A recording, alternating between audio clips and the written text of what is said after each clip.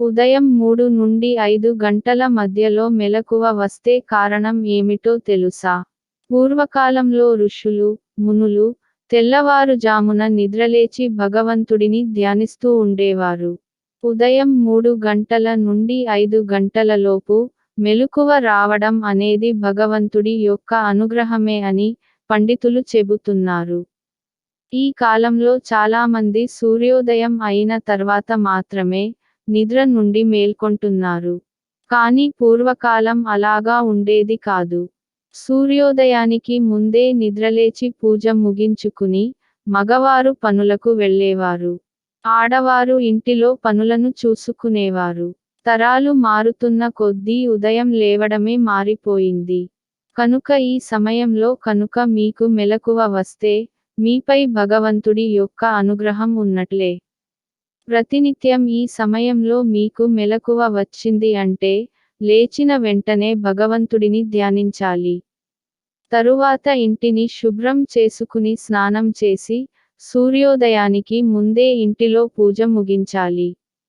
సూర్యోదయానికి ముందే చేసే స్నానానికి ఎంతో ప్రత్యేకత ఉంది. ఎందుకంటే ఉదయం 3 గంటల నుండి 4 గంటల లోపు ఋషులు మరియు మునులు తమ స్నానాన్ని ముగిస్తారు. 4 గంటలకు దేవతలు స్నానం చేస్తారు. కనుక 3 గంటల నుండి 5 గంటలలోపు ఎవరైతే స్నానం చేస్తారో వారికి మంచి జ్ఞానం సిద్ధిస్తుందని, అదేవిధంగా దేవతల యొక్క అనుగ్రహం కలుగుతుందని పండితులు చెబుతున్నారు. ఇక 5 గంటలకి 6 గంటల లోపు మనుషులు స్నానం చేయవచ్చు. 6 గంటలు దాటిన దగ్గర నుండి రాక్షసులు స్నానం చేస్తారు. 7 గంటలకు పిశాచాలు స్నానం చేస్తాయి. కనుక ప్రతి ఒక్కరూ సూర్యోదయానికి ముందే స్నానం ఆచరించాలి. ఇలా మీరు బ్రహ్మ ముహూర్తంలో స్నానం చేసి భగవంతుడిని పూజిస్తే మీలో మీకు తెలియకుండానే ఒక పాజిటివ్ వైబ్రేషన్ అనేది వస్తుంది. దాని వలన ఆ రోజంతా మీలో తెలియని ఉత్సాహం చేరుతుంది. మీరు ఏ పనిని ప్రారంభించినా కూడా అది విజయవంతం అవుతుంది. అంతేకాకుండా ఈ సమయంలో నిద్ర లేవడం వలన అనారోగ్య సమస్యలు దరి చేరవు. బ్రహ్మ ముహూర్తంలోని శ్రీరామచంద్రుడు రావణాసురుడిని సంహరించాడని పురాణాలు చెబుతున్నాయి. అంతేకాకుండా ఈ బ్రహ్మ ముహూర్తంలోనే దేవతలు కూడా ఈశ్వరుడిని పూజిస్తారని, కనుక ఈశ్వర యొక్క అనుగ్రహం కలగాలంటే తప్పకుండా బ్రహ్మ ముహూర్తంలో శివుడికి అభిషేకం చేసి శివుడికి సంబంధించిన స్తోత్రాలు ధ్యానించడం వలన శివ అనుగ్రహం కలుగుతుంది. ఈ బ్రహ్మ ముహూర్తంలో మీ కులదైవానికి కనుక పూజలు చేస్తే కులదేవుడి యొక్క అనుగ్రహం త్వరగా కలుగుతుంది.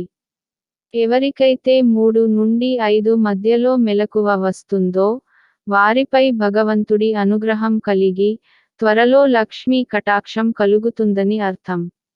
అంతేకాకుండా ఈ సమయంలో మీకు దేవతలు లేదా దేవుళ్ళు కలలోకి వచ్చి మీపై పూల వర్షం కురిపిస్తున్నట్లుగాని, లేదా ఏదైనా గుడిలో భగవంతుడు యొక్క పూజలో జరుగుతున్నట్లుగాని కళ వస్తే మీకు త్వరలో లక్ష్మి కటాక్షం సిద్ధిస్తుందని అర్థం. అంతేకాకుండా మీకు తెలియకుండానే మీ నిద్రలో ఈ బ్రహ్మ ముహూర్త సమయంలో మీరు గనుక ఓం నమఃశివాయ లేదా ఓం నమో నారాయణాయ అనే మంత్రాన్ని జపిస్తే కనుక భగవంతుని యొక్క అనుగ్రహం మీపై నేరుగా ఉందని అర్థం.